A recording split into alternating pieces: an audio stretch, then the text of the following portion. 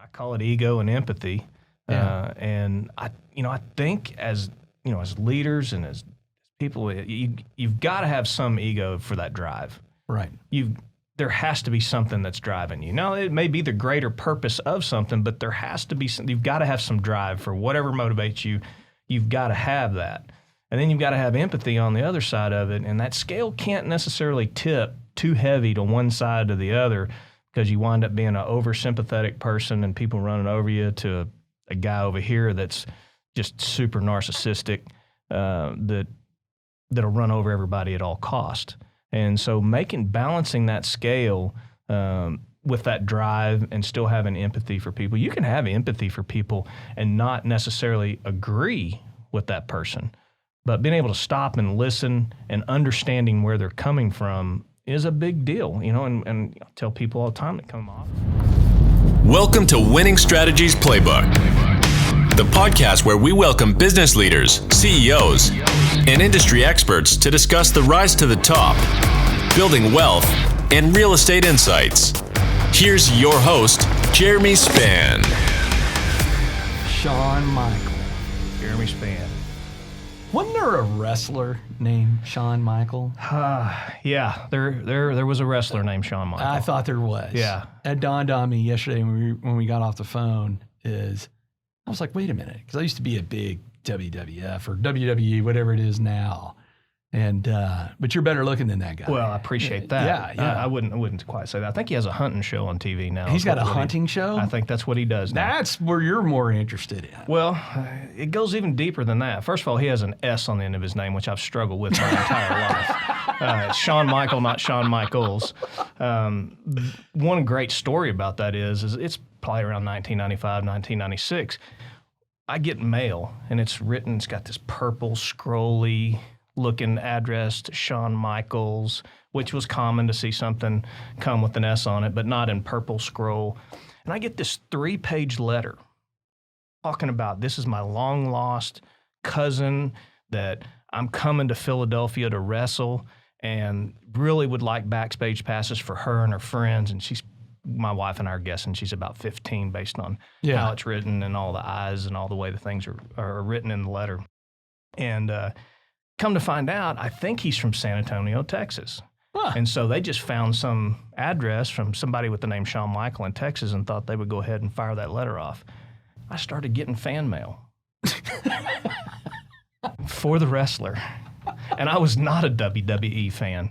So that was how I was alerted to that there was a wrestler named Shawn Michaels. Man, so what I would have done in that situation, I would have started writing back. We answered a couple. I'm going to send you an autograph photo and just send me $15 back or something. Yeah. We answered a couple of them. We sent them back, letting them know that they actually had the wrong address. I didn't want to tug the chain any more than it was already going to be tugged. So you're like me in that we love jacking with people. Absolutely. Right? I mean, that is just, in guy code, that is just what you have to do. But when you're guys like you and I, it is almost like the epicenter of our existence if we know we can wind somebody up, right? It's fun. So you're going to love this. This last Friday, I officiated a wedding. And it started off as a joke. It was prior to COVID. My good buddy, Eric Reed, great, incredible guy, works at Origin Bank, incredible banker, just an all-around great skeet and sporting clay. This dude can hit anything out of the sky, right? Not as good as Vincent Hancock. Right. But he's pretty good. And so Eric's widow, nobody ever wanted that for him. He'd been a widow for a bit and met this great girl, Callie, and they'd been dating. And then finally it was like, we get the save the date, but they're going to go get married in Italy. So when I get the save the date card, I pick up the phone and I come, "So you get married?" And he said, "Yeah." And I said, "I'll marry you." Just kind of a joke, maybe me doing Spann, Spann usually does, right? So he's like, all right, well, if you want to come to Italy and see the wedding, after, I was like, hey, I'm not afraid of that, man. I throw 50 to 100,000 miles in the air a year alone, just traveling. I'll go see this. And then pandemic hits, right? So naturally that puts everything on pause. So 6 weeks ago, he calls me and he says, hey, I want you to marry us. I want you to officiate my wedding. I was like, I was joking about that. And he goes, no, I really want you to do this. And I said, okay. And so I was like, yeah. I was like, what all I got to do? As it turns out, to be ordained as a minister is it only takes about 5 minutes online, of which 4.5 minutes is filling out your credit card and billing information. And all of a sudden, boom, you are ominous dominus. You are good to go, right? And but I always like surprising people. As much as I like jack with people, I like to surprise people. And everybody expected, he was doing it going, man, this is just going to be sheer entertaining for everybody who shows up because you're going to get on there and you're going to put a show. So the first thing I do is I tell Tony, and I said, I really want to surprise people. I want, because for the audience out there, you and I share the same executive coach, right? Yeah, we don't know each other through Tony. We just, something we later learned, we had the same executive coach. And I said, I really want, one of the things we work on is, and Tony and I talked about it on our episode, is he had me one time after a couple months of first meeting go, all right, I want you to write down these 3 words: funny, likable, reliable. And he goes, if you were to be introduced to a crowded room that never met you before, what's the first word? He goes, likable, hands down.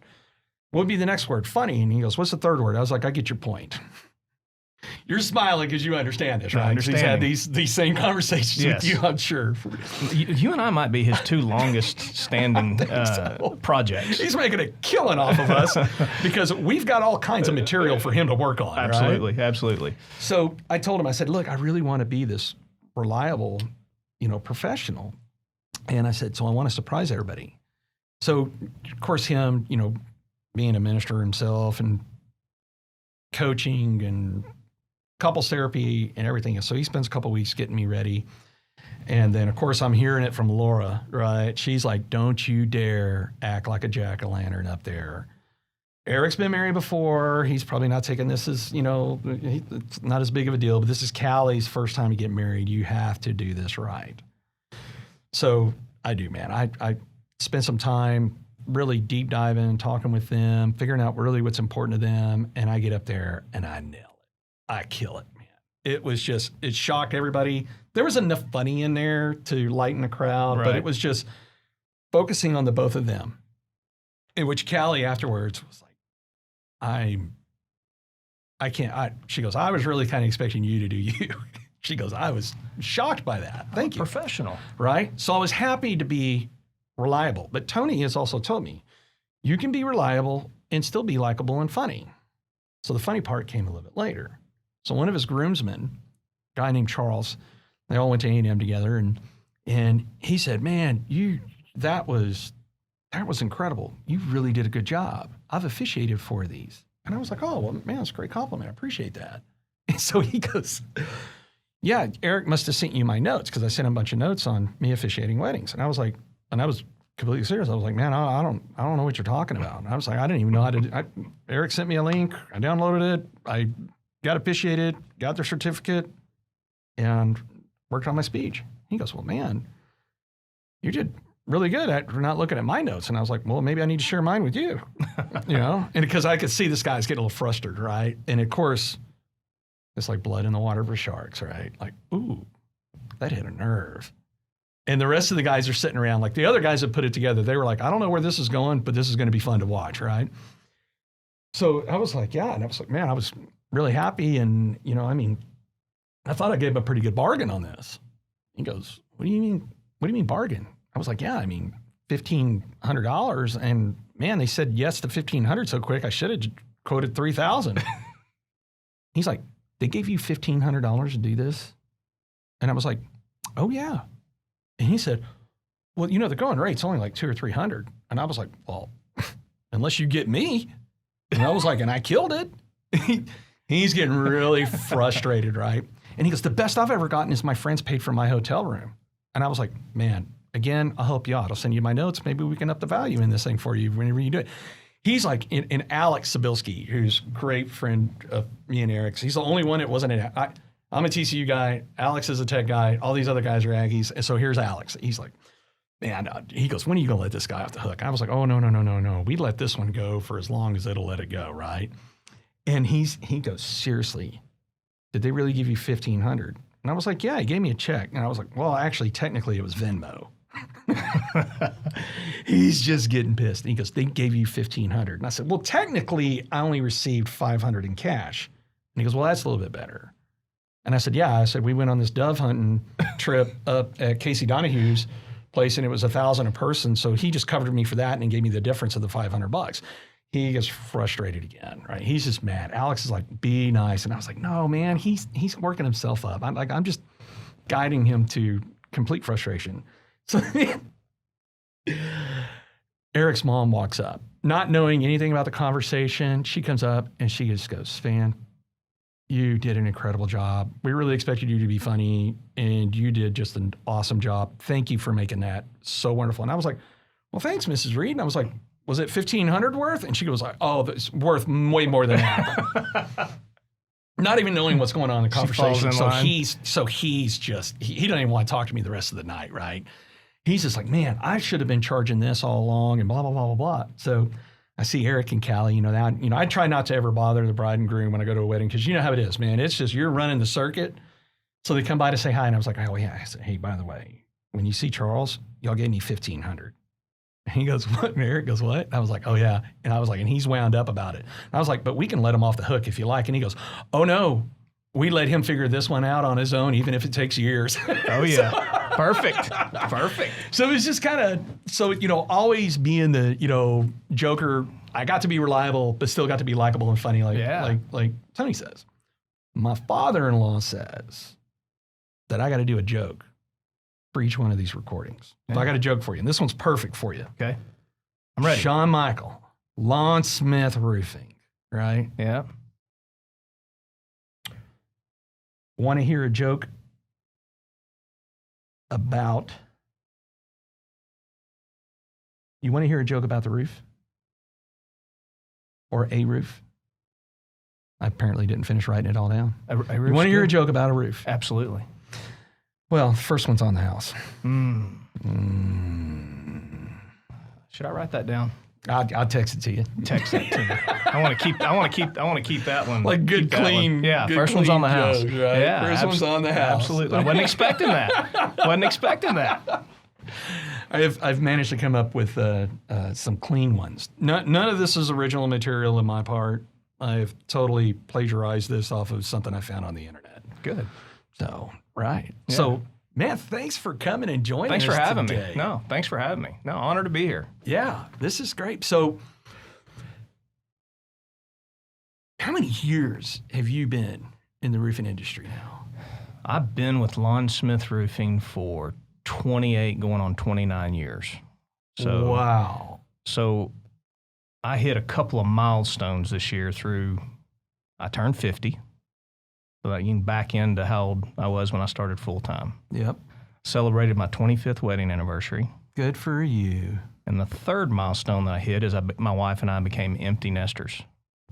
So now I have two daughters in college, one at Oklahoma University and one at Auburn, which we're going to Auburn this weekend to actually visit her. So get to go see her in her element. So 28 years, almost 29 years in the roofing industry. And I actually started 2 years before that as a summer job in college. I would not call it an internship either. That would be way too fancy for what I was doing. I wouldn't say that I was actually putting shingles on, but it was hot and laborious, that's for sure. Right. And, Fort Worth kid, grew up in Fort Worth, had the baseball dream like a lot of kids do, tried my little spot at college. College baseball did not miss me. I would like to blame it on injury. I did have some arm problems as a pitcher, but college baseball did not miss me. Yeah. Went down to Stephen F. Austin for my first year of school, and then went to Texas Tech. And when I got out of school at Tech, I thought, I'm going to try this roofing business for a little bit, see what'll happen there. And 28, almost 29 years later, here we are. That is some dedication. And it's something that you don't see in our generation very much anymore. It seems like our parents' generation were the last ones to spend an entire career in the same industry, let alone the same company. So you're a standard deviation out from the norm. Yeah, now, right? No doubt. So what is it? Tell me about that. Well, we're a 46-year-old company. Yep. Serving the Dallas-Fort Worth Metroplex for 46 years. That's unusual somewhat to stay under one ownership for 46 years. We're moving into Gen 2, looking forward to our next 46 years. So, and really, a lot of people ask us, what makes Lon Smith Roofing so much different than your competition? And a lot of times when I hear people say, is it your sales process? Is it, what is it about the products you use? It's not. It's about the people. It's about the people that we employ. I know you and I have had discussion before, but we have currently at our company working today over 20 people who have been employed with Lon Smith Roofing for more than 15 years. Wow. We have 17 over 20. Wow. 3 over 30 and 1 that retired after 38. Not to mention the others who retired after 20 years of service. So how many over 30 did you say? I think we've got 3 currently over 30. 3 over 30. So you haven't even been there the longest. I haven't even been there the longest. Wow. That is something. And so when you really think about it, if you know how to treat your employees, they're going to stay around. Right. If you don't know how to treat the employees, how do you think you're going to be able to treat your customers properly? I think there's a lot of secret in the sauce to the culture, the environment that we have there, that people want to stay and work and grow and advance in a local business, in a family business. We're a family-owned and operated business. And that's not everywhere today. It does make us unique. That is incredibly, that speaks to a culture that I think many companies are trying to figure out the formula for. Yeah. Right? Because a lot of people don't realize, A, how much damage a toxic employee can do. Oh, yeah. And 2, how costly it is for a business for an employee to come and go. Yeah. What does training alone cost? The expense to that. Yeah. Turnover. Lonnie was a genius in his own right. He died way too young at 58 years of age, had lung cancer. And one of the things, he was a motivational guy, a mentor. He believed in people far greater than they believed in themselves. And I remember him first giving me a book. Do you remember the book Think and Grow Rich? Mm-hmm. Still got it on my shelf. Yeah. The Mastermind Alliance. Yeah. He was a big believer in surrounding yourself with people who are smarter than you are, that had experience, and to help you make the right decisions. And he did that well. That's really one of the main reasons why we are what we are today, the reasons why we do business the way we do it, how we do it. And we hope that translates over into our customer through our training and everything that we do. And it's really about thinking the people that came before you. Him, the visionary that he was. Scott Hamilton, been with the company for 30 plus years. David Cox bringing systematic approaches to what we do. From Judy Smith being there on a daily basis, and just everything from our production department, our HR department, which is unusual in a roofing company to have. And, I looked at the numbers today just because I knew I was coming here. Over 27% of our employees have been there longer than 20 years. Wow. That's a number. And I think that speaks volumes for the organization. That is huge. And especially like when you and I were talking on the phone yesterday, is you and I work in industries where it is a revolving door of people coming and going. No question. So to have 27% retention of over 20 years is, wow. It's almost like a unicorn. Yeah. It really is. Yeah. It's a number. One of the things that we've done over the years is, and I really dedicated myself to it through particularly our sales organization, which has bled on to other parts of the business, is training. 2016, I made it a point that we were going to train better and more than any other organization that I know of, not just roofing. So when I started assembling a new team, bringing people on, telling young men that you're going to meet me at 6:30 in the morning, and we're going to go for 2 hours, 5 days a week. We did that for about 6 months. 5 days a week, 2 hours every morning before they actually hit the streets, went out and started evaluating roofs and looking at things. What that did is it developed a culture to where now today we do it 3 days a week. And when they don't have it, hey, we're going to have training tomorrow, aren't we? We miss one. Now they want it. It's a camaraderie. It's a level of commitment that you can't buy that. Mm-mm. You have to earn that. And these guys are phenomenal. And so I go back to the people. You know, the people in the organization, our estimating sales staff that's out there, all the way from our inspectors to everybody that works for our organization.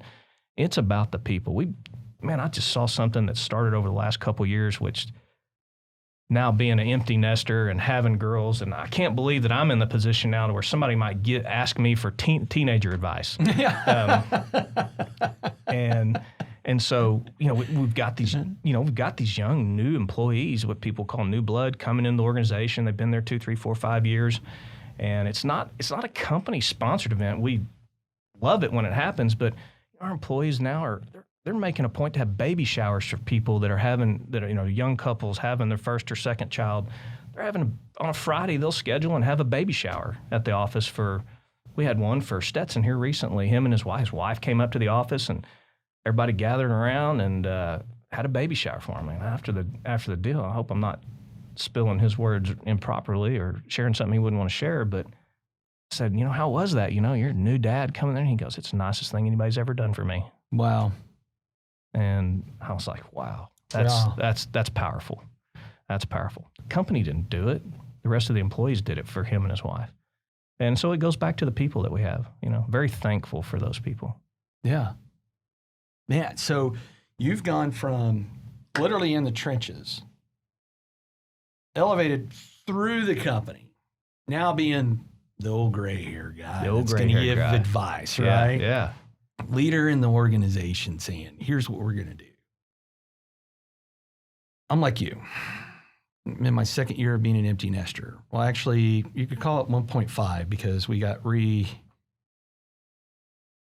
re-interjected of our daughter back in our house because of the pandemic, naturally. Yes. But technically, we're on our second year of being an empty nester, and you're right. I mean, it's a totally different feeling of where you're at. And like you said, it's almost funny because now people are coming to you going, hey, what did you do when you experienced something like this?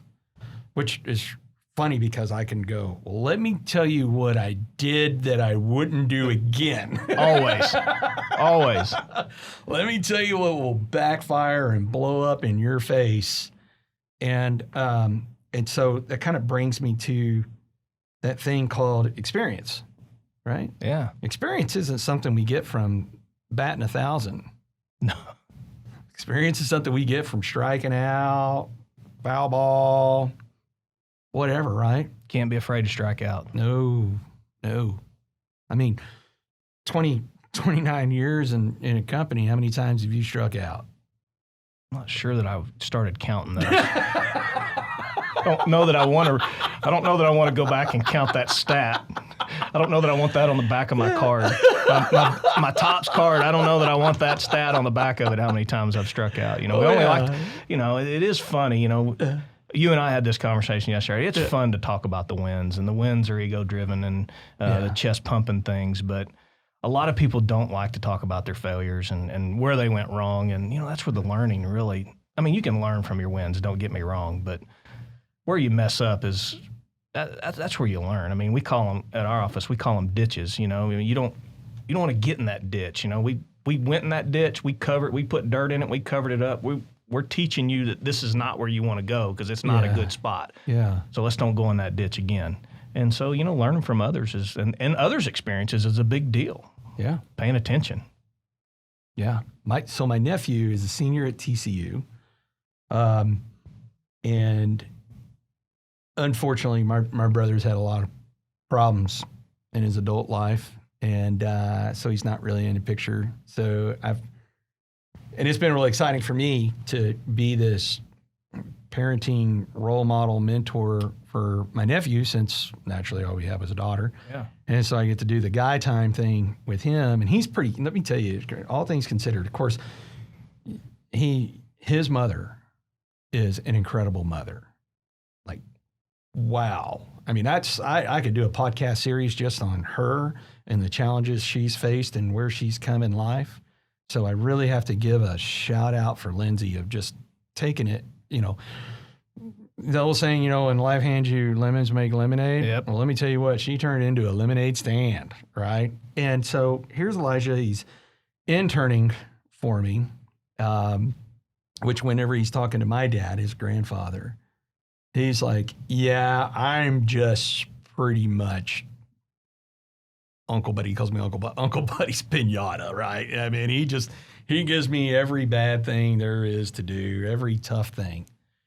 And so along the way, I was telling him, I said, look, the reason I want you to go do these little things is it allows you to understand when I share some experiences with you, because I don't want you to repeat those experiences. I want you to have new experiences that I never experienced because I didn't push things far enough, because I just the runway, right? And my runway ran out, and I want you to extend that runway to go make new mistakes and different mistakes and be able to just go out here and be as successful as you can. But like you said, it's easy to talk about the fun wins, but it's hard to open up that kimono and be vulnerable and say, let me tell you about the not so good stuff. Right? Yeah. And so he's come a long ways. And, it's funny, he and his, I was going to have him go do something for me. This was a couple months ago. And I've got, me and my business partner have 8 TCU student rental properties. And I needed him to go do something. And I was like, I wake up in the morning, I get up at 4 a.m. and I see a text. He's like, hey, Uncle Buddy, me and my buddies went out and partied tonight, but I just want you to know we are going to show up. We are going to do it. And I was like, oh, yeah, well, the job just changed. And it was definitely going to be a summertime outside physical labor where I wanted it to suck as bad as it could. And so the lesson, as he came to me, he goes, you don't do anything without a reason. He goes, there's a reason behind everything you have me do. And he goes, what was the lesson? I said, the good news is you still showed up. I said, the lesson is if you're going to play, you're going to pay. And life is full of plans changing. No question. So even though you were like, I can go play because it's not going to be that bad tomorrow and I'll still be good and I'll still go do it, life can jerk that rug out from underneath you. But I said, you still showed up. And I said, but it becomes easier to remember that lesson the more painful it is. Now, I'm not doing it because I'm trying to be a mean uncle or anything else. I just wanted him to learn that from this age, so that way as he goes forward and develops into the leader that I believe he is going to be, he's got some examples, right? Yeah, it's with youth today. I mean, it's funny that I say that. I mean, sometimes my wife doesn't picture me as a 50-year-old with those buttons that you and I talked about pushing. Yeah. But I think we'll get more into that here in just a little bit, about going back in time a little bit about experiences and learning, whenever we were younger and things we might do or change differently. But before we go in, one thing I don't want to forget to mention is something that we, back on Lon Smith Roofing, that our company's very passionate about. Yeah. And it's a program that you're aware of that we started. It's called Roof for Vets. Yeah. Roofs for Vets program. And what that program entails is once a quarter, we have folks will nominate somebody who they think deserves a new free roof. And they'll go to our website, www.lonsmith.com, go to Roofs for Vets, nominate. It walks them through the process. Jordan and Debbie at our office, they get the information, make any calls. We go out to their home, look at it, kind of do a little small interview with them. And we'll usually have anywhere from 2 to 6 nominees. We've had as many as 12 or 15 nominees for a quarter. And what we always try to do is we'll award that to who the committee believes is the most deserving vet. They're all deserving. Sure. But you got to pick that one. And so we've committed to do 4 a year. This year, we've normally been doing about 5 or 6, even though we committed to 4. This year, we're struggling to get 5 or 6 in, just given the current environment. But we have another one coming up here in the next month or so. We don't have an exact date yet. But it's a program that we're very passionate about. For anybody that listens to this, I'd like them, if in the events you think of somebody that's a veteran, that's fallen on hard times, or just needs some help one way or the other as it pertains to roofing needs. I mean, we wind up helping them through other needs that they have with their property. Go to www.lonsmith.com, go to the Roofs for Vets tab, and nominate somebody or forward it to somebody if they know somebody in need. And it's something that we're very passionate about. We've been doing it about 4 or 5 years now, and it spawned out of a national organization that was non-vet related, and it was a company called No Roofs Left Behind. Mm-hmm.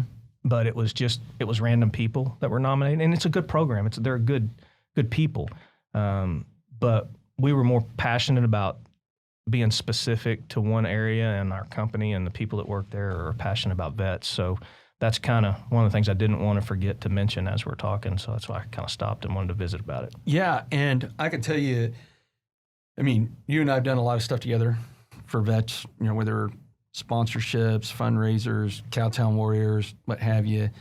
And I got to tell you, as a United States Marine Corps veteran, nothing warms my heart more than when we see folks like y'all doing something, because for a lot of people that may seem like a very simple thing, but that's not. That is huge. I mean, a roof, being in the real estate industry, a roof can make or break a deal. Sure. Period. And not just that, but the damage that it can cause if you have an insufficient roof, of what it does to the house, which therefore devalues the house because of the problems it's causing. Without breaking down the whole sciences and making sausage out of the deal, when it's not just a simple thing. It's a big thing, and roofs are expensive. Can be. Oh, man. They can be expensive. And especially here in Texas, I tell clients all the time, look, you don't need a perfect roof. You just need an insurable roof, because you are one hailstorm away from getting a roof anyways, no matter how perfect or whatever it is.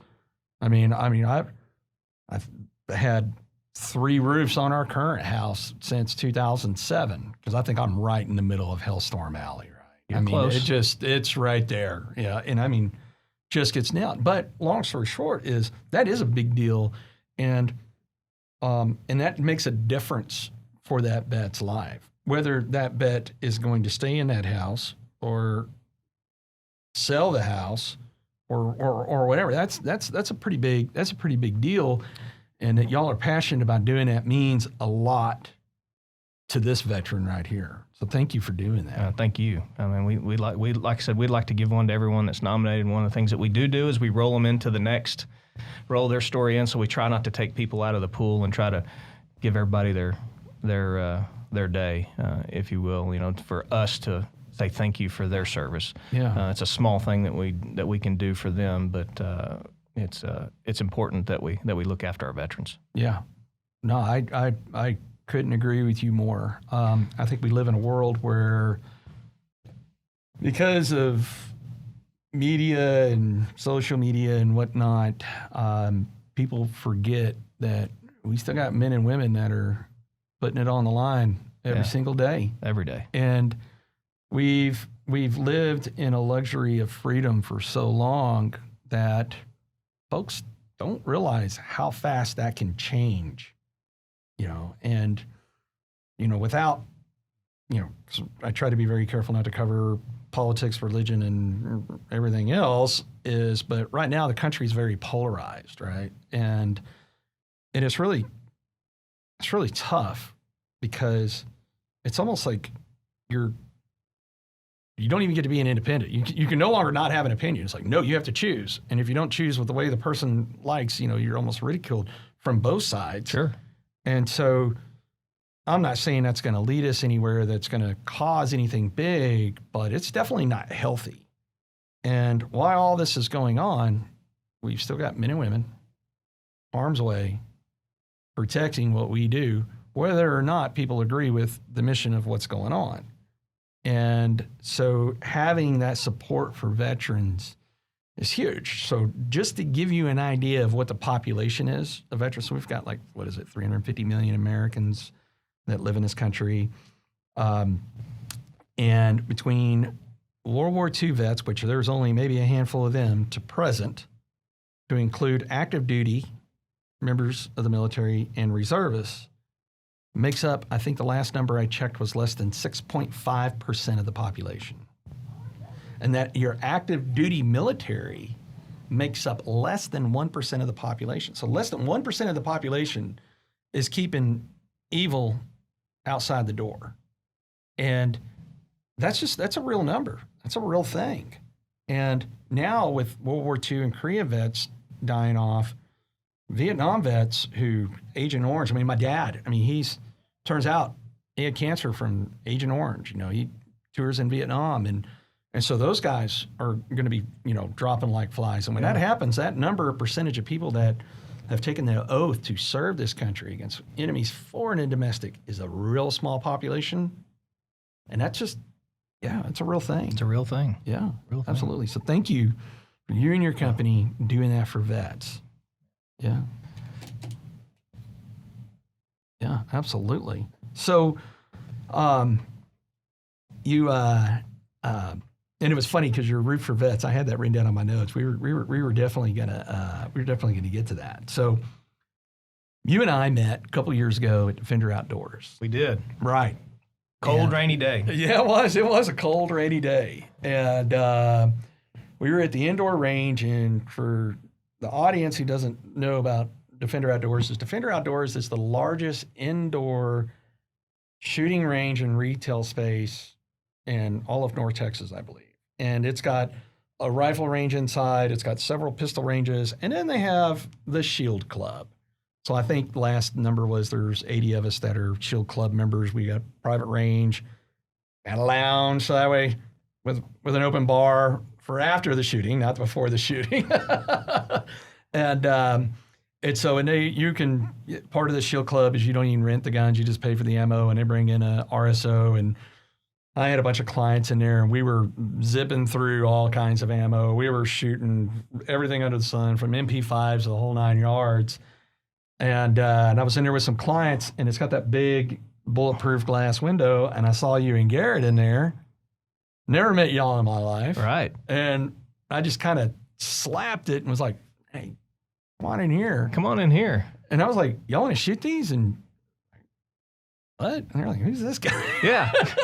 Look, we'll go get our own ammo. I'm like, no. Yeah. No, step right up. Yeah. And that was actually both of our first time to ever shoot a fully automatic weapon. Yeah.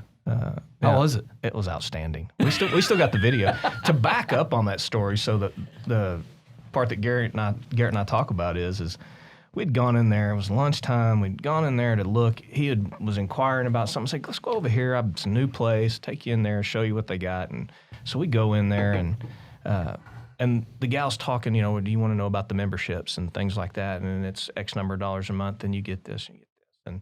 And then there was a deal over, it said the Shield Club. And then there was this young lady was taking this cart. And she had this cart, and she had all these guns on it and stuff. And she takes off that way, and I go, where's she going with that stuff? And she said, oh, well, she's going down to the Shield Club. I go, I don't want to hear about the rest of this. I want to go where that is. And that's how we got in there, and to ultimately find you, because, I was like a kid in a candy store, Yeah. Wow, this is incredible. I've never seen anything like this. And so that's how we wound up down inside the Shield Club, where we actually wound up meeting. And we wound up visiting a little bit about roofs and the pitfalls of in real estate deals. And oh, yeah. I can imagine from your side of things, we do a lot of real estate work. Right. And I know we do work for you and your clients, and we go out and we take a look at the roofs. And the one thing we know for certain is the wrong thing that happens on the roof can kill the whole real estate deal. Yeah. I know you've seen that. Yeah. And buying a house is really not an emotional decision, is it?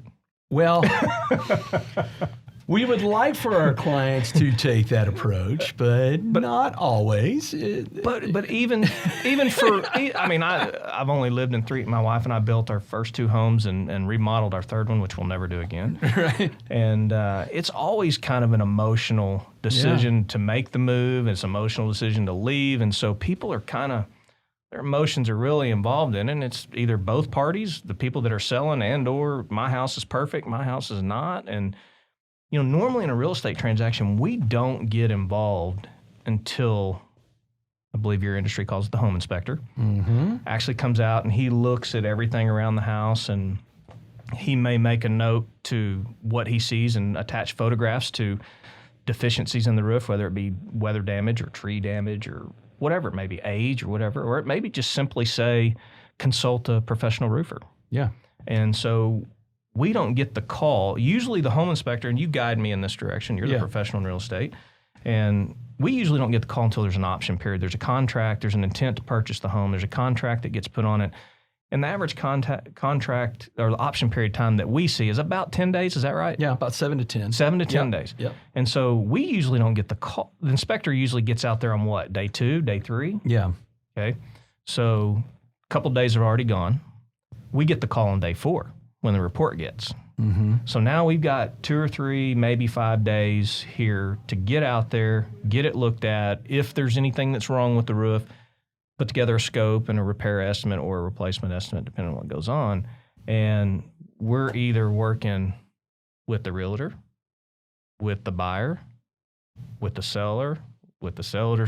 We could have potentially 4 or 5 customers in one transaction if you really think about it. Right. Because we want the experience, when Lon Smith Roofing comes out, we want the experience to go as that, hey, Jeremy's satisfied with the service that we're getting. We're out there in a timely manner.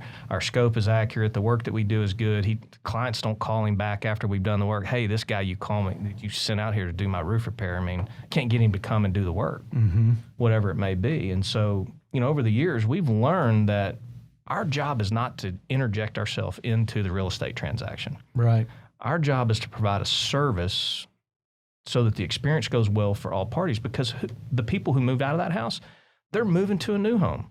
If they get they feel like the process went good from Lon Smith Roofing and they're out of that house, they're done with that roof, but they've got a new roof on the new home, hopefully, or potentially in the years to come. We do the process, and then that realtor over there is going, God, Spann, why has he got all the good guys? Right. We like to think of ourselves as one of the good guys. Why has he got all the good guys? Man, I might give Lon Smith Roofing a try next time I've got a client that's got a roof problem. So we don't look at it as just hone in on the one person that we're there for. We realize that, we're servicing everybody. Now, we don't obviously talk to everybody, but our job is to go out there and be professional and just get the work done, and let everybody else make the decision on how they want to proceed with it. Yeah, and you couldn't be more accurate. And that's the thing. So it's that experience, right? It's that relationship. Yeah. I'm an extroverted person that I just want people to experience things. Just like you and Garrett that day, y'all were looking at us, hey, you ever shot one of these things? No. Yeah, come do it. I mean, and you're like, man, let me take care of them. I was like, man, trust me, we got this covered, man. I got like 3,000 rounds here, which, by the way, when you're shooting fully automatics, it doesn't take long to go through 3,000 rounds. And it is so posh because the RSO's loading the magazine. Like, you don't even have to you just pick it up and burp, and it's, it's done, right? And it's so, but I remember that day, and we were sitting here talking, and one of my frustrations is having reliable people. And it doesn't mean that they're bad, not unreliable people. It's just sometimes they have life events, right? And we'd kind of gone from one roofer to another roofer to, man, this guy was a very good friend of mine, and I had a lot of respect for him. But there were some, I don't want to drag his name or any of his business through any of it, but there were some life events that were going on where the reliability wasn't hitting there. Not because he's a bad person, not because he's bad in business. There were some life events going on. Sure. And so our paths crossed, and it was like, look, I think that day I told Garrett, I said, well, actually, man, this is great. I've been waiting on my guy to go out here for a week. Can you go out here and take a look? And it was just that you knew what you were going to get, right? Right. That hey, there's no guessing in it. As Tony likes to say, confusion creates fear, agreement builds trust, clarity builds agreement, unanswered questions create confusion. You know, you're laughing because he's literally like if he was sitting in this room right now. Yeah, right? I might have pages of notes over here from our sessions. And so that became the element where Garrett was just on it and taking care of it. That just like one of my guesses that's been on here is Julie Howe, Prime Lending, is when I know she's got the deal, I have no concerns. Just like when I know y'all have the deal, there is no concerns. You know, if Garrett comes back, it's like, nah, there's nothing wrong with this roof. Or, yeah, there was a few things, but I climbed up there and fixed it. It wasn't that big of a deal. Or, hey, this thing is pretty bad. Or this thing really, really needs it. And it's that trust factor, right? Of knowing that it can get handled the right way and allows us to be focused. And so it's just really funny how we intersect with each other at the right times. And then I'm about learning from people. I love learning, hearing, and watching success grow. I mean, that's really what this podcast is about. Winning Strategies Playbook. That you didn't just get to the level of success where you're sitting because you woke up on the right side of the bed one day, right? Is there's been a lot of time, a lot of effort, and there's a lot of things that we deal with in these things. Like you're talking about emotion. Like I'm probably, I don't know how hard a water I'm treading on this one, but I had a recent deal, and it was a big boy. It was a big boy. I mean, it's a 7-figure deal. And during the process of it, I was representing the seller, and the buyer wanted some items to go with the house, and one of them being a piano. And the seller was like, yeah, you know, that's fine. Hadn't discussed it with Mrs. Seller, right? And how many times have we tripped on ourselves before where we've made a decision on something that seemed like it wasn't a big deal, and as it turns out, it wasn't a big deal to us, but to the other party we share a household with was a big deal.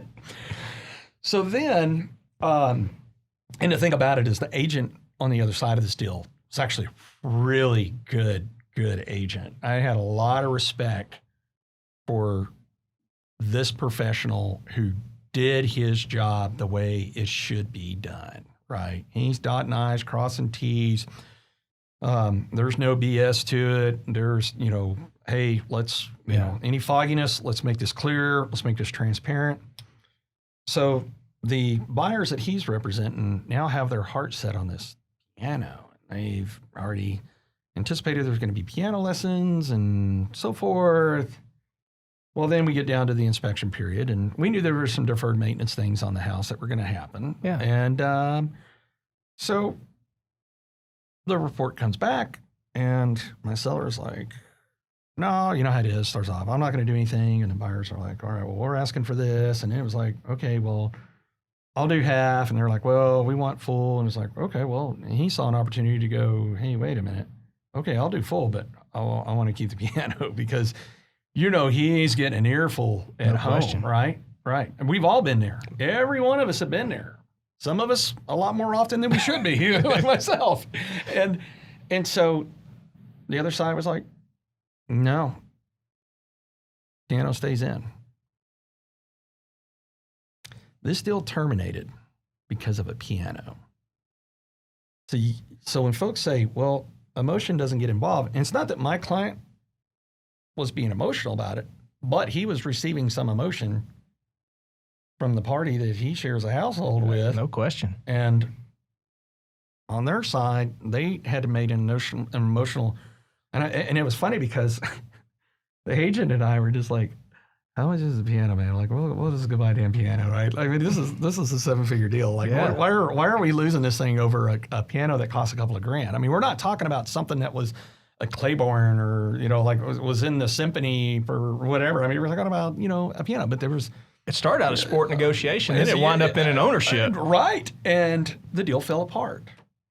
fell apart. Yeah. And I'll never forget, like AJ and I were talking, and he goes, "Did this deal really fall apart because of an effing piano?" And I said, "Yeah, it sure did."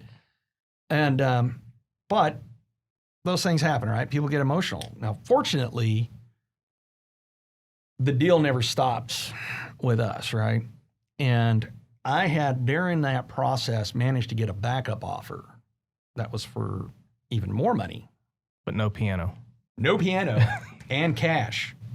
And so while that deal terminated on a Saturday, we closed by Friday with a cash deal. Wow. So being the point is, so many people along the path would have just been like, hey, I've got the deal, we're good. And then they wait for chaos to hit. And I'm always trying to, not just me, when I say I really mean my team. My team is really who does. It's all about the people. Oh man, they do all the heavy lifting. People are like, "Hey, I want you to go." I'm like, "Really? You don't want me? You want them? They're the ones that are really going to deliver the value. I'm just a not so pretty face for this thing." And so as you just constantly drive that value and keep in the game and keep pushing, because you don't want your client to be left with no chair when the music stops playing, right? No question. And so, yeah, so it's really interesting when you bring up emotion in that. So how many times have you seen like something emotional over a roof that was when you were telling that story, I was thinking it's been about 4 years ago or so. Yeah. And occasionally I still go out in the field and get with my guys and stay in touch with what's going on in the home. And we were out at a home, and it was over in Ridgely Country Club Estates is where it was at. And we're dealing with the mister in the process, and he was a previous customer of ours, and going back, and they needed a new roof. They had a recent hailstorm from 2016, and they're out showing him the sample boards and the color. This is what you got. You want to go back with that? And he goes, nope. Points to a house across the street. Down around, we had to walk around the side yard, lived on a corner. He points down the street, and he goes, I want that roof. He was going from a gray roof to a black brown roof.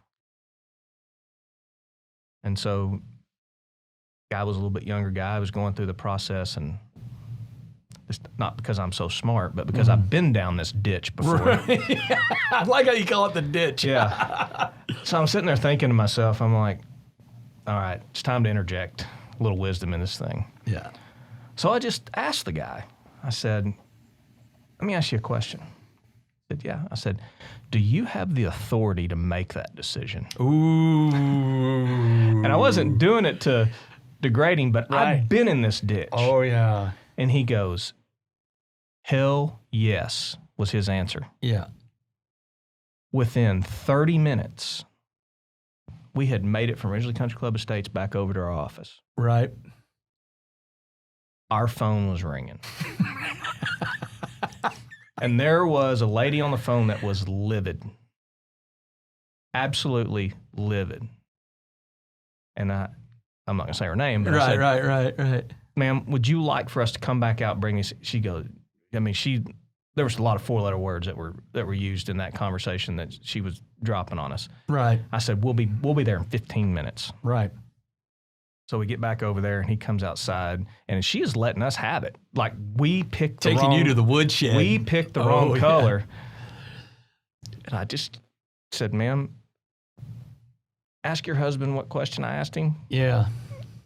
And he said it, and I go, and she goes, well, how did you respond? And so he didn't respond to her like he responded to me. Yeah. And I just looked at him. I was like, okay. Oh, yeah. I didn't want to throw him too far under the bus. But, it was just you got to remember, I always talk about, we do commercial work as well, not just residential work. Right. And, you can go out and work on you own a building. I come out and do work on it, and something happens, you get a leak after we've left, and you call us and, hey, Shawn, you guys put the roof on, whatever. Need you to come out and check some things, see what's going on with it. So we go back out and do that. But that's your office, that's your place of business, and you would think that would be the most important thing in your life. But your home is your castle. Mm-hmm. It's not your house. It's your home. It's where you raise your kids. It's where you have your private times, where you enjoy yourself. It's where you get away from your business. And it's your home. And so any time that things don't go right in the home, on the home, it causes emotions to rise. Yeah. And so you've got to have empathy for people. Yeah.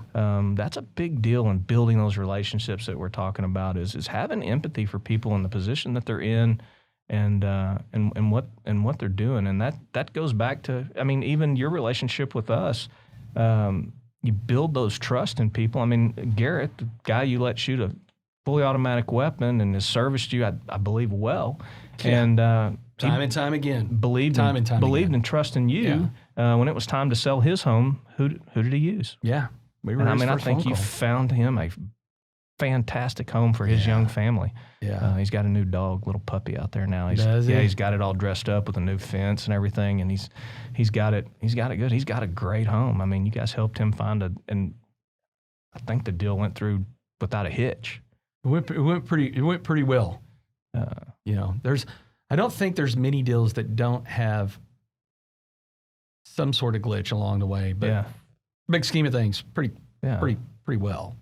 And yeah, that's, man, so let me ask you this. You being a leader in your organization and 3 decades of experience, how often are you dealing with emotions that play a part in the professionals that work for you?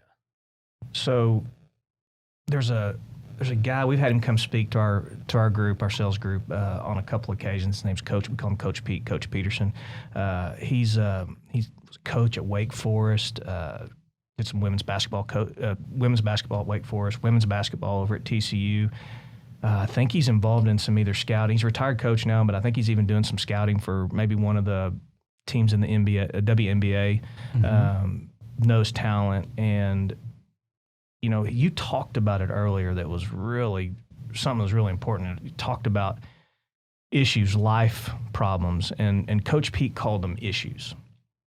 And he tells a story about whenever he would take these young ladies out of high school and he would bring them into the college basketball arena, and he always let them know. He said, Missy, I just want you to know XYZ University has extended an offer for you to come play basketball here. And the reason that we do that is we really believe in your talents and your abilities. We know that you're a talented basketball player, and we're going to coach you up, and you're going to do well. The other thing that we know for certain is that you've got issues, and you're going to have issues. Life is just going to get in the way. But we want it to be clear that the reason why we're extending the offer is because of your talents and your abilities. Now, in the event that your issues ever become equal to your talents, we're going to have a conversation about that as well. Now, in the event we have to have another conversation about it, that will be at the point that your issues have become greater than your talents. And one of us is going to have to make a change at that point. And I never forgot that, is to try to take, for me, which is hard for me to do, to take some of the emotion out of shenanigans or whatnot in the workforce when the issues arise, and being able to step back and go, wait a minute, is this a work problem or is this something outside the work? Yeah. And a lot of times it's the outside of the work that is affecting what's going on in the workplace. Yes. And sometimes the conversation is not about their job and about what they do.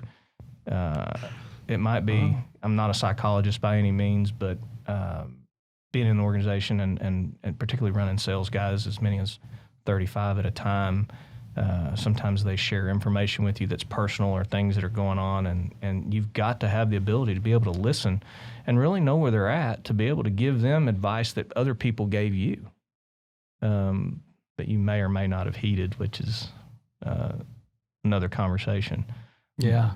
Yeah. Like, learning that lesson from our coach, Tony, was sometimes you do got to sit there and listen to how the watch was built when really all you want to know is what time is it? Yeah. And that's hard. I mean, I think that's really hard for extremely successful people, because we're so forward on momentum that tell me what time it is so that way I can keep the momentum.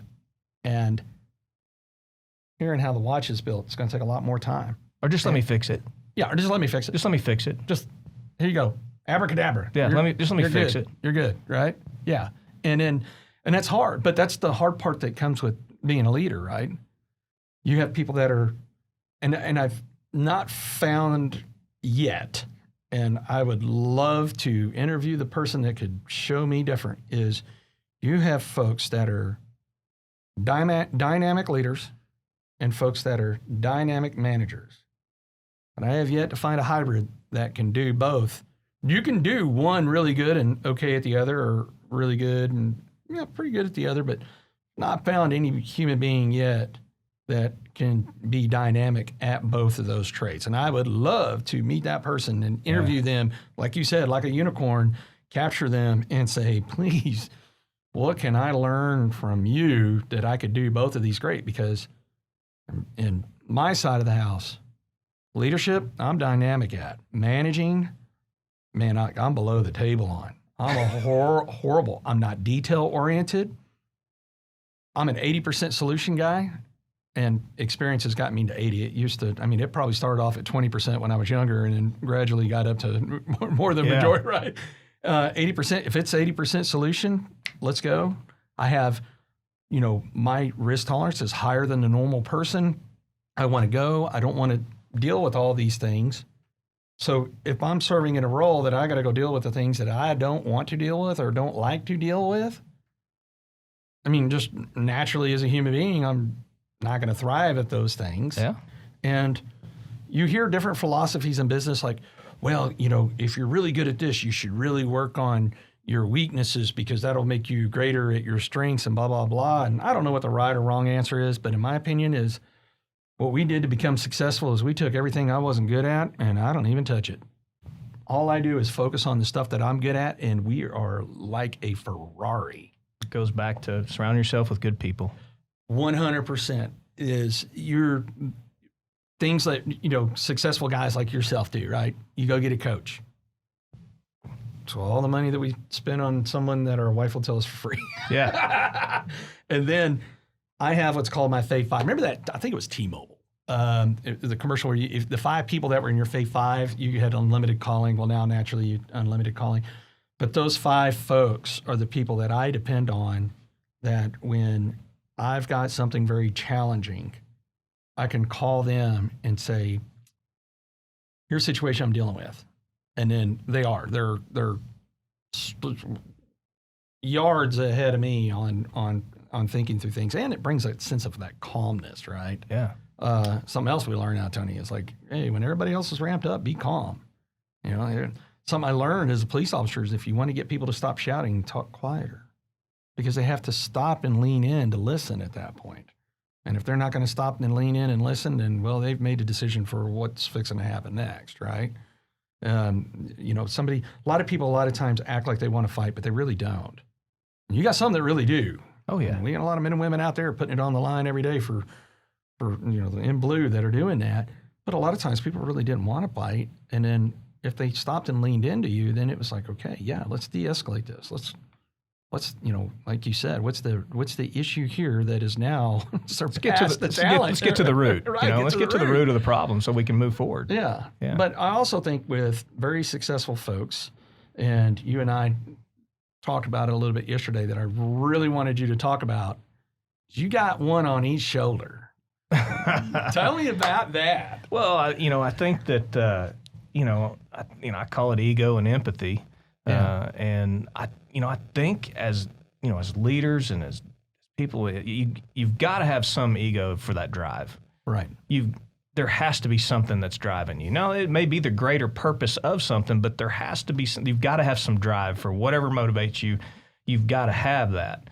And then you've got to have empathy on the other side of it. And that scale can't necessarily tip too heavy to one side or the other, because you wind up being an oversympathetic person and people running over you to a guy over here that's just super narcissistic, that'll run over everybody at all cost. And so balancing that scale with that drive and still having empathy for people. You can have empathy for people and not necessarily agree with that person, But being able to stop and listen and understanding where they're coming from is a big deal, and I tell people all the time that come in my office and close the door and want to have that talk, and they're wanting to blow some steam, and they're either upset with me or they're upset with somebody else, or they don't agree with something, a policy or something that's been made. And, I tell them all the time, when you're in this office, you can contend vigorously for your position. But we try to make decisions as a company that's best for most of the people all of the time. And you can't just on a whim change a policy, make something like that. We don't want to get in a ditch. We've been in this ditch. And sometimes they don't realize that. So sometimes letting that ego get in there, and the younger you are, the harder it is, because we do like to pound our chest, and we don't do enough thinking the people around us. All the people that are doing those 80% of the things that you don't like to do, without them in place, it's hard for you to do what you do because you don't have to wear those hats. And that was one of the things that Lonnie, talking about the founder of the company, was a genius at, was figuring out the hats and where they should go. And one of the things that is unique in our organization is that we separated sales from production. Now, that sounds hard to believe that most people wouldn't do that, but if you look at any other corporate structure or organization, you always have, I call it production or fulfillment or whatever it is. Sure. And you have the sales department, and they're always pulling and jarring at one another, and we separated the two functions because we wanted our sales guys to be good and trained at going out, diagnosing the problem, helping the people, bring the business to the company, and then let's let our production staff produce the work. This is what they do. You don't want salespeople producing your work, but that's what most of my competition does. It's the industry standard. It's the norm in the industry. And Lonnie was willing to build and grow that into a system to where we saw massive growth in 1992. Then we had the big Mayfest storm of 1995. We had the tornado of 2000. We had the massive hailstorm in Dallas of 2000. We had 2003, 7, 8, 9. We had 13 price increases one year.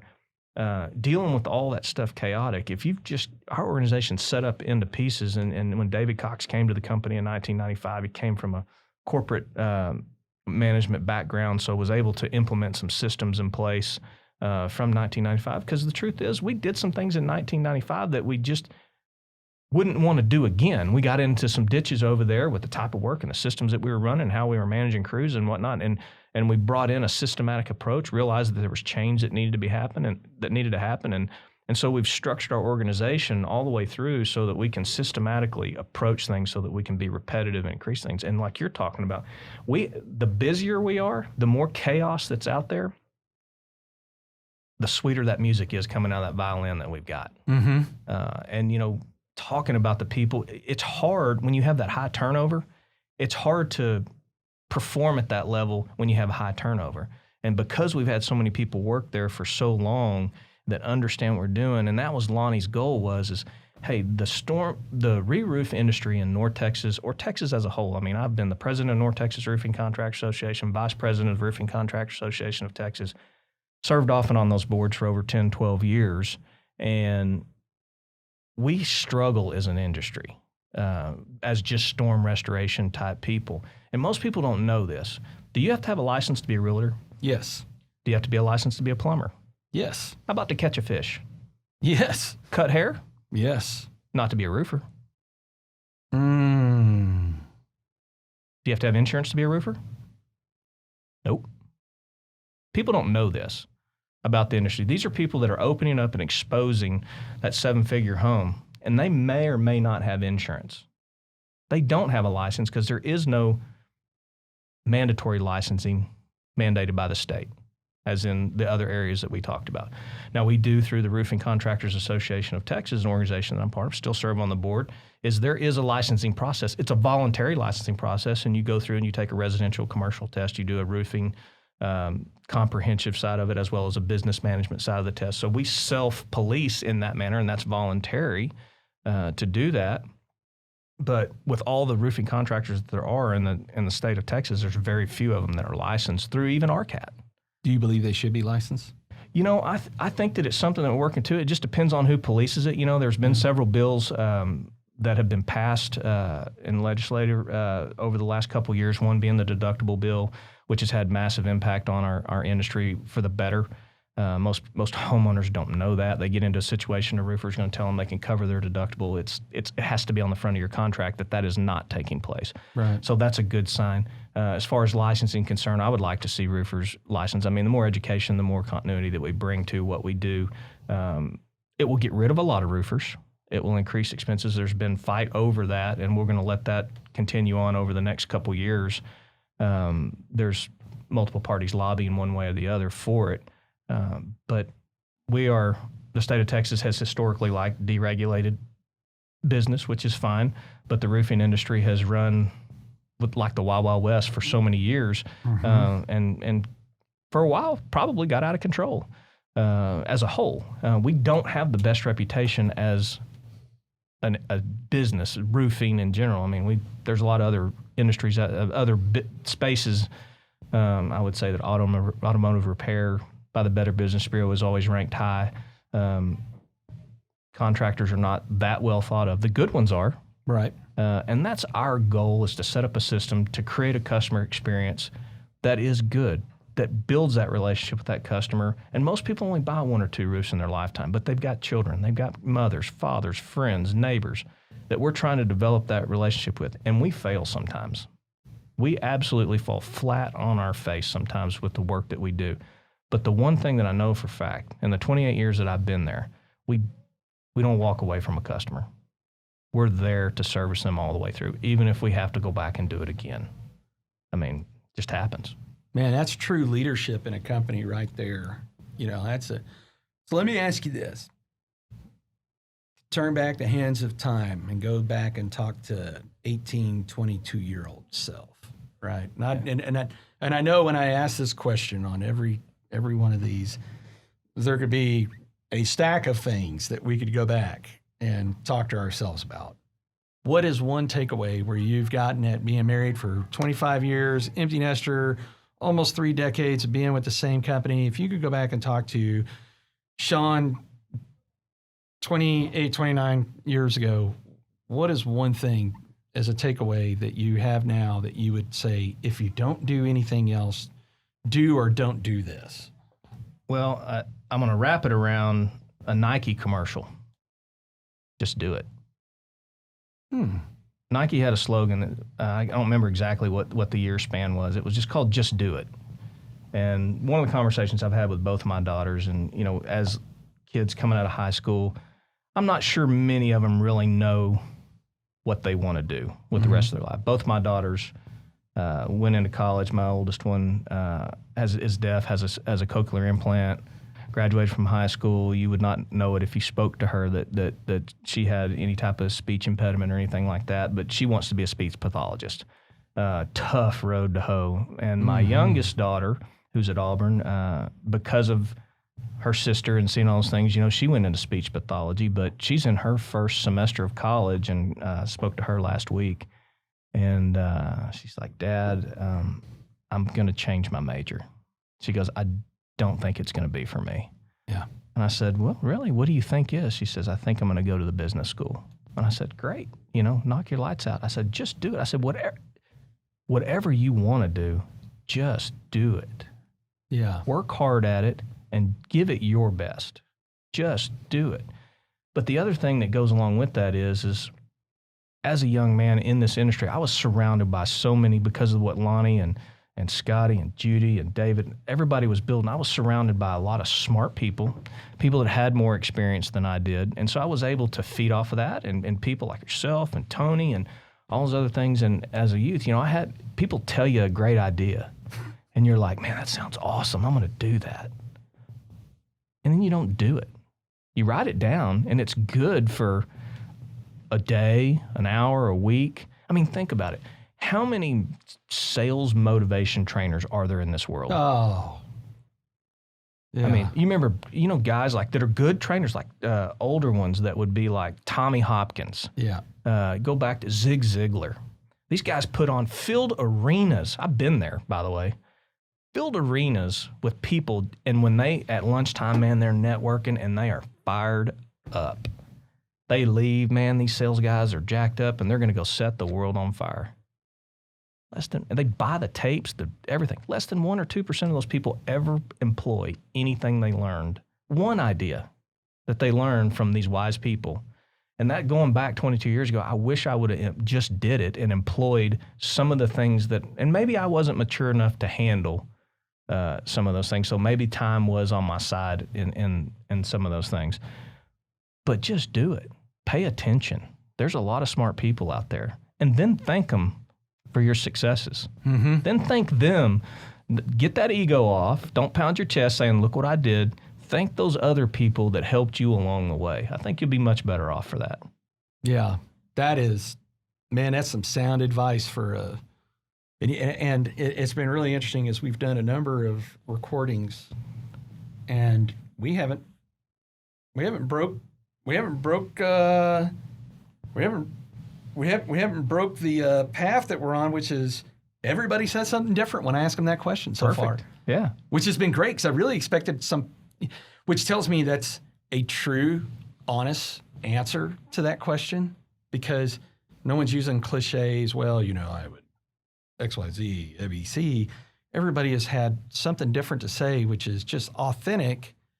And I mean, man, we could probably build an encyclopedia off of what we're doing here. I'm waiting for one to repeat itself, and I'm not even going to be angry when it happens, because we've just had this long stretch of hearing all these things different, of just going, hey, you could go back and talk to 22-year-old self. Here's the line items that have come up after our guest speakers, and to just go and do it. But like you said, advice is only as good as if you're willing to not just listen to it, but deploy it. Yeah. Right? You've got it.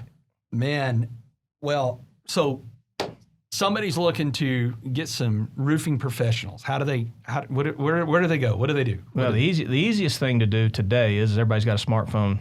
Go to www.lonsmith.com. There's a form there for you to fill out. You need assistance, you can pick up the phone, call 817-926-8400.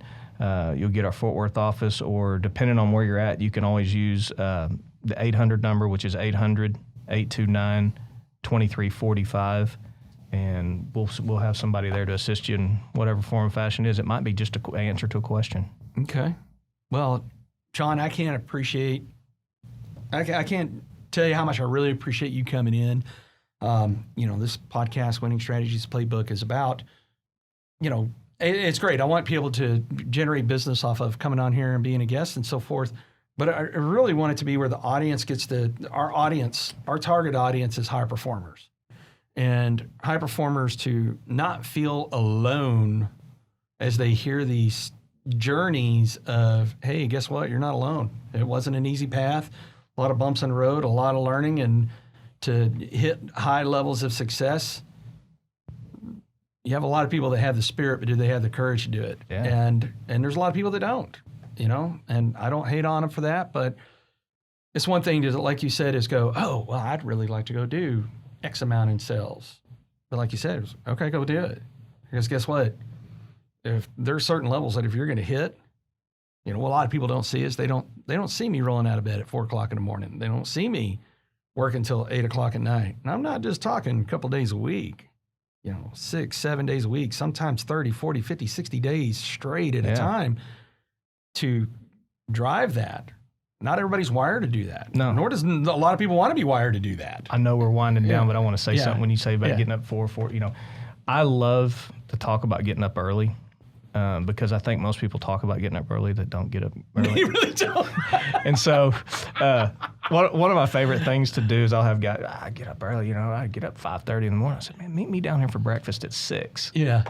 Well. Man, I tell you, so it's funny is because I'm so ADD, is when something pops in my mind, I automatically send it out, right? Yeah. And I finally have gotten better about not doing that. Sending emails at 4:30, waking people up. I mean, I've one good buddy of mine, Jamie Peace, fellow Marine. He pings me one day and goes, "Look, the rest of the free world is not up at 4 a.m. I don't know what's wrong with you, but stop sending me messages at 4 a.m." And it's but it's funny because people often ask, man, it must be because of the military and you love getting up at 4 a.m. Like, I can promise you, in the history of ever and ever, is there one person that hates getting up at 4 a.m. more than me?